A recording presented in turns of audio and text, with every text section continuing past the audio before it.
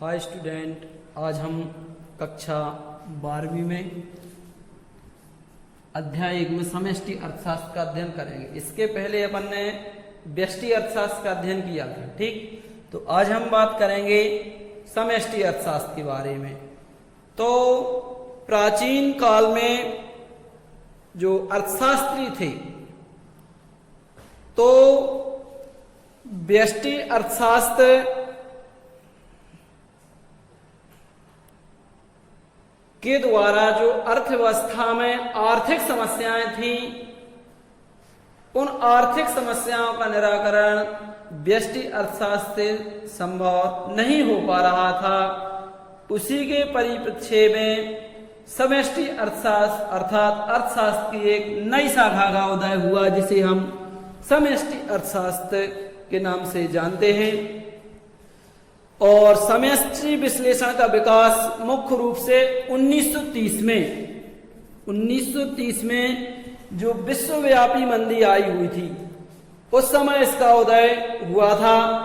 क्योंकि जो professor Keynes थे, उन्होंने जो हमारी अर्थव्यवस्था थी वह फंसी हुई थी अनेक समस्याओं में, आर्थिक समस्याओं में फंसी हुई थी।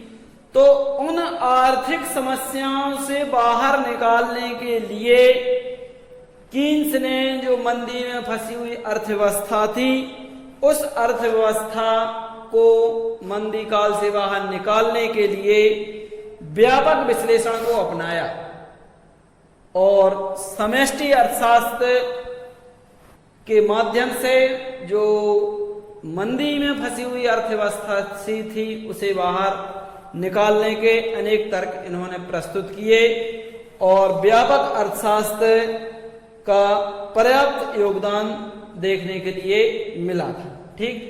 तो हम सबसे पहले यहाँ पर व्यष्टि अर्थशास्त्र में समष्टि अर्थशास्त्र का अर्थ पढ़ेंगे कि समष्टि अर्थशास्त्र का अर्थ क्या है।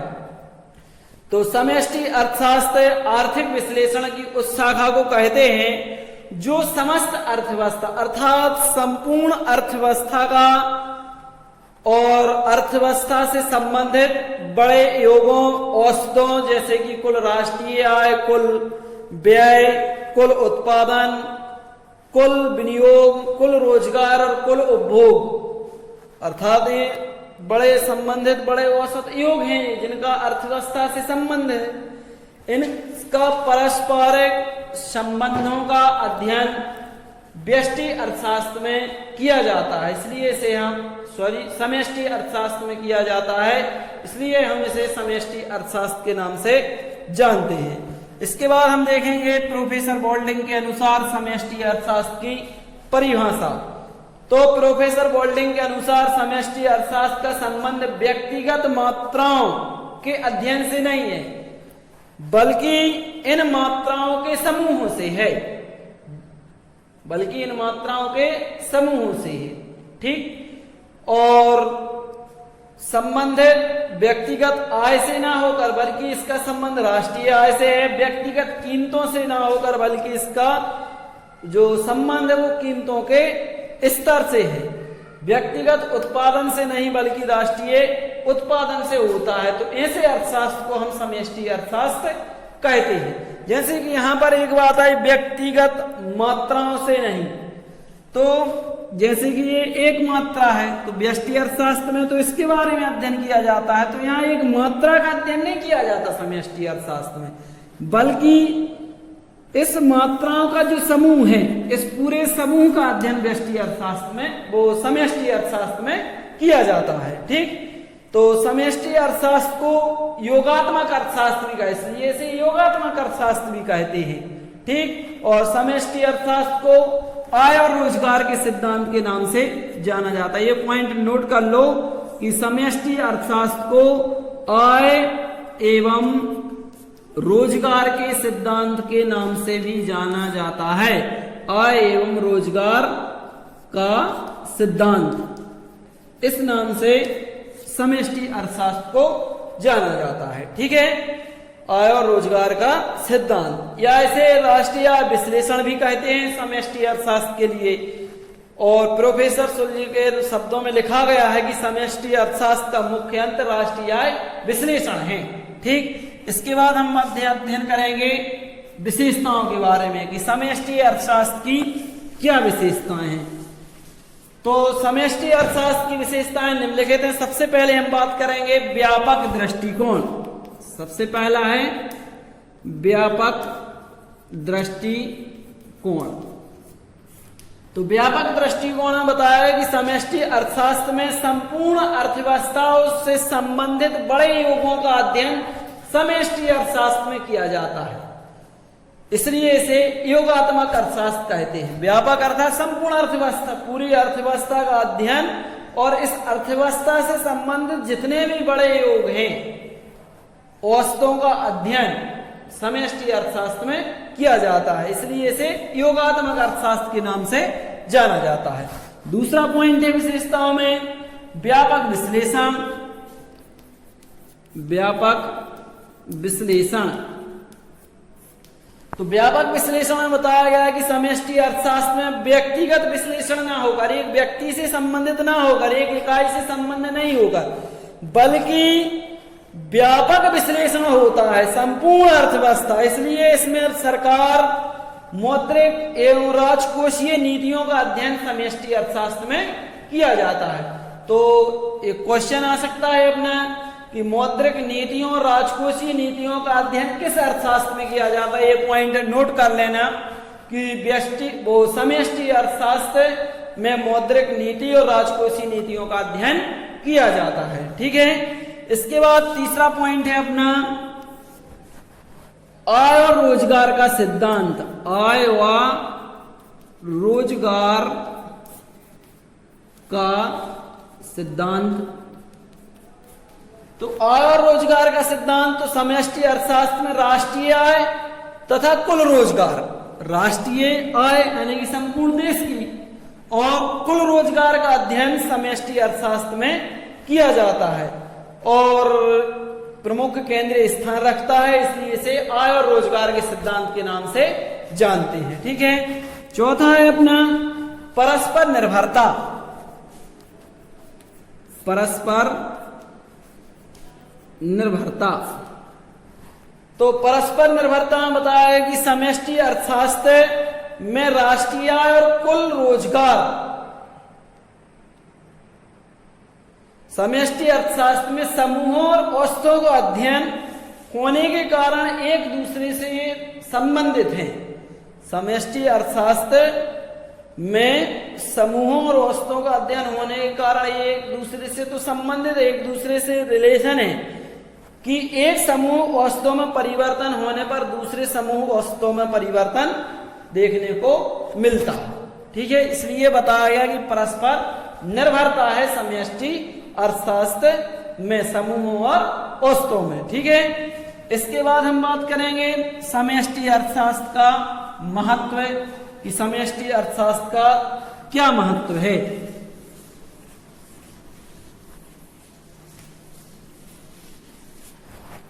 तो समष्टि अर्थशास्त्र का महत्व है, समष्टि अर्थशास्त्र में बेरोजगारी, राष्ट्रीय आय, मुद्रास्फीति, मंदी आदि जैसी समस्याओं का अध्ययन किया जाता है। जो समष्टि अर्थशास्त्र है, समष्टि अर्थशास्त्र में बेरोजगारी तो आप जानते ही होंगे, कक्षा 11th में पढ़ा था आपने। मुद्रास्फीति, मंदी आदि जैसी समस्याएं हम कक्षा 11 में पढ़ चुके थे, तो जो कि सूक्ष्म और व्यष्टि अर्थशास्त्र में संभव नहीं थी। तो इन समस्याओं का अध्ययन करने के लिए हम समष्टि अर्थशास्त्र का महत्व देखेंगे। ठीक है, तो सबसे पहला महत्व है जटिल अर्थव्यवस्था के संचालन में सहायक है। जटिल अर्थव्यवस्था के संचालन को समझने में सहायक, ये पहला पॉइंट होगा महत्व का। तो आधुनिक अर्थव्यवस्था जटिल रूप ले चुकी है। जो आप देख रहे हैं आज की जो अर्थव्यवस्था है वो जटिल रूप, अपन देख रहे हैं कि हमारे देश में कितनी बेरोजगारी फैली हुई है, कितने लोग परेशान हो रहे हैं। ठीक है, तो इन समस्याओं का समाधान समष्टि अर्थशास्त्र के द्वारा ही संभव है। इसलिए कहा गया है कि आधुनिक अर्थव्यवस्था जटिल रूप ले चुकी है और इसमें आर्थिक तथा तत्व परस्पर एक दूसरे पर निर्भर है। जो आर्थिक तत्व हैं वो परस्पर एक दूसरे पर निर्भर हैं। अतः समष्टि अर्थशास्त्र के द्वारा इनका एक साथ अध्ययन करके जटिल अर्थव्यवस्था की सही जानकारी प्राप्त की जा सकती है कि हमारे देश में कैसी बेरोजगारी है, ठीक है, फैली हुई है, कैसे लोगों को रोजगार दिया जा सकता है। इन सभी का जब हम अध्ययन करेंगे एक दूसरे का, तब जाके हम इस समस्या का समाधान हो सकता है। दूसरा है अपना आर्थिक नीतियों के निर्माण में सहायक। दूसरा पॉइंट है आर्थिक नीतियों के निर्माण में सहायक। अब आप देखते हैं कि सरकार के द्वारा जो आर्थिक नीतियां बनाई जाती हैं, उन आर्थिक नीतियों के निर्माण में समष्टि अर्थशास्त्र सरकार की सहायता करती है। इसलिए कहा गया है कि सरकार की आर्थिक नीतियों का निर्माण एक व्यक्ति विशेष को ध्यान में रखकर नहीं बनाया जाता, बल्कि संपूर्ण अर्थव्यवस्था की जो आवश्यकताएं हैं, उन सभी आवश्यकताओं को ध्यान में रखकर ही सरकार आर्थिक नीतियों का निर्माण करती है। और उन सभी संपूर्ण अर्थव्यवस्था की जो समस्याएं, आवश्यकताएं, उन आवश्यकताओं का अध्ययन समष्टि अर्थशास्त्र में किया जाता है। इसलिए आर्थिक नीतियों के निर्माण में समष्टि अर्थशास्त्र हमारी सरकार की मदद करती है। इसके बाद हम देखेंगे अर्थशास्त्र के उद्देश्य के अनुरूप। अब जो तीसरा पॉइंट है अर्थशास्त्र के उद्देश्य के अनुरूप, उद्देश्य के अनुरूप। तो समष्टि अर्थशास्त्र का उद्देश्य व्यक्तिगत कल्याण की व्याख्या करना नहीं, बल्कि संपूर्ण समाज के कल्याण की व्याख्या करता है। अर्थशास्त्र का जो उद्देश्य है वो एक व्यक्ति के कल्याण की बात नहीं अर्थशास्त्र का भी करता है, बल्कि संपूर्ण समाज के कल्याण की बात करता है। इसलिए और संपूर्ण समाज के कल्याण की बात समष्टि अर्थशास्त्र भी करता है। इसलिए अर्थशास्त्र के उद्देश्य के अनुरूप है समष्टि अर्थशास्त्र, ठीक है। इसके बाद हम देखेंगे व्यष्टि अर्थशास्त्र के विकास में भी सहायक। चौथा पॉइंट है व्यष्टि अर्थशास्त्र के विकास में सहायक। तो समष्टि अर्थशास्त्र व्यष्टि अर्थशास्त्र के विकास में सहायक है। अब कैसे सहायक, आप देखते हैं कि व्यष्टि अर्थशास्त्र में एक इकाई का अध्ययन किया जाता है, और जबकि समष्टि अर्थशास्त्र में इकाइयों के समूहों का अध्ययन किया जाता है।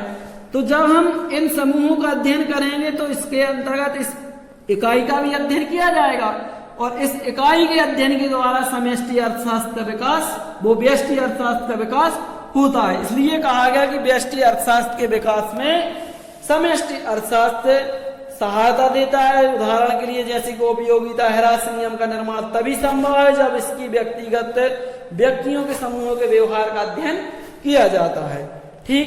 इसके बाद हम अगला पॉइंट देखेंगे, पांचवा पॉइंट है समष्टि अर्थशास्त्रीय विरोधाभास को समझने में सहायक है। अब जो समष्टि अर्थशास्त्र है वह विरोधाभास से तात्पर्य है कि व्यष्टि विश्लेषण के निष्कर्ष और समष्टि पर लागू नहीं होते हैं। जो निष्कर्ष एक व्यक्ति, एक इकाई के उद्देश्य से लिए गए हैं वो संपूर्ण अर्थव्यवस्था में लागू नहीं होते हैं।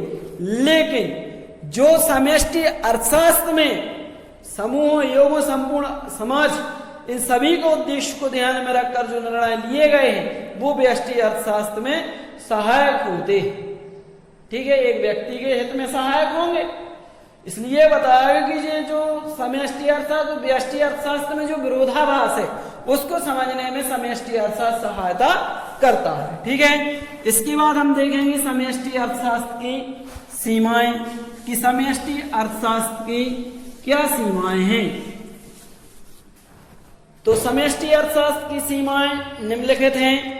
सबसे पहला है व्यक्तिगत इकाइयों के योग के आधार पर समष्टि अर्थशास्त्र के लिए निष्कर्ष निकालने में खतरा है। अब व्यक्तिगत इकाई के योग के आधार पर, अब यहां पर बात की जा रही कि यदि हम एक व्यक्ति का विकास चाहते हैं, एक व्यक्ति के लिए, संपूर्ण एक इकाई के लिए, एक फर्म के विकास की बात करें, तो समष्टि अर्थशास्त्र में तो बातें नहीं की जा सकती है एक व्यक्ति के लिए, ना एक फर्म के लिए, ना एक इकाई की, बल्कि संपूर्ण अर्थव्यवस्था की बात की जाती है। इसलिए कहा गया है कि व्यक्तिगत इकाई के योग के आधार पर संपूर्ण समष्टि अर्थशास्त्र के द्वारा जो निष्कर्ष निकाले गए हैं उनके लिए खतरा है, उनके लिए अर्थात व्यक्तिगत इकाइयों के लिए, क्योंकि यहाँ तो संपूर्ण अर्थव्यवस्था को ध्यान में रखकर ही निर्णय लिए जाते हैं।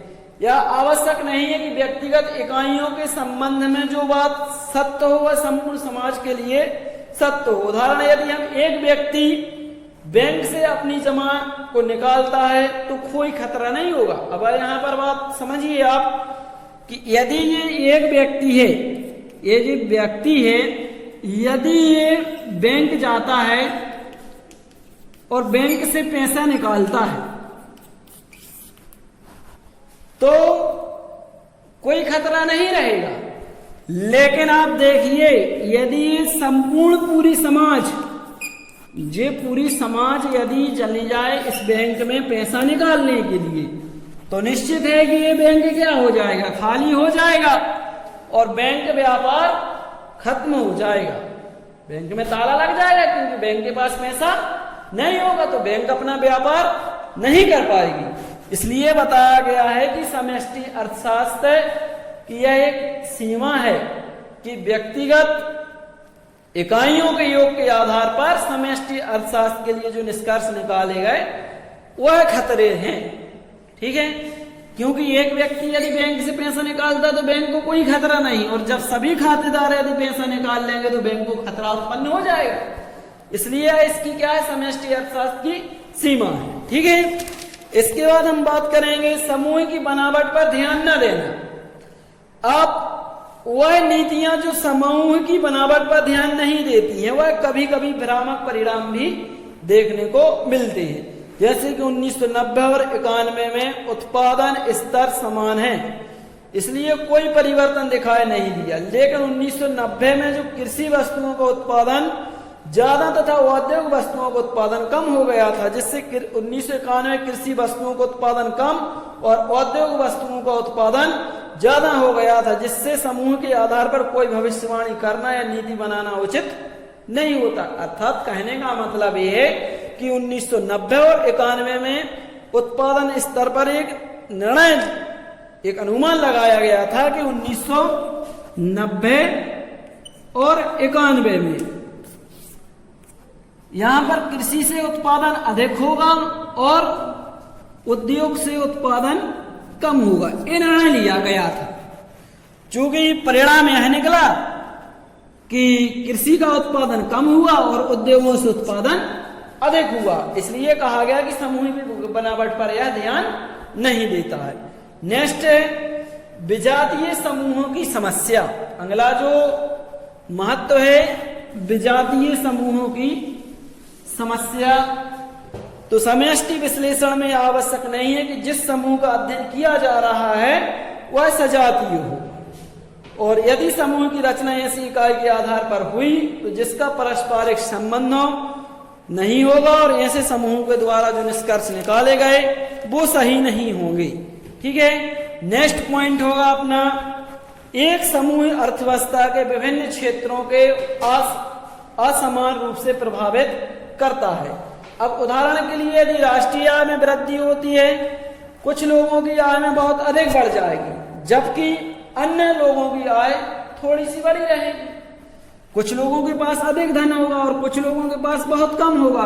तो इन लोगों की आय जब राष्ट्रीय आय में जुड़ेगी तो निश्चित है कि हमें क्या आंकड़े दिखाई देंगे कि देश की राष्ट्रीय आय में वृद्धि हो चुकी है, लेकिन जो गरीब व्यक्ति हैं इनकी आय में कोई वृद्धि नहीं होगी, जिसके कारण जब इनकी आय में वृद्धि नहीं होगी तब ऐसी स्थिति में देश में आय का वितरण असमान हो जाएगा। गरीब और अधिक गरीब होते जाएंगे और अमीर अधिक अमीर होते जाएंगे। ठीक है, जिसके कारण हमारी अर्थव्यवस्था में बेरोजगारी की स्थिति उत्पन्न हो जाएगी। ठीक है, इसके बाद हम देखेंगे व्यष्टि अर्थशास्त्र और समष्टि अर्थशास्त्र का में अंतर। ठीक है, तो यह अंतर हम अगले पीरियड में देखेंगे। ठीक है। यदि आपको यह वीडियो पसंद आया हो तो इसे लाइक करें और हमारे विवेकानंद ग्रुप को सब्सक्राइब जरूर करें। ठीक है, इसी तरह के वीडियो देखने के लिए थैंक यू।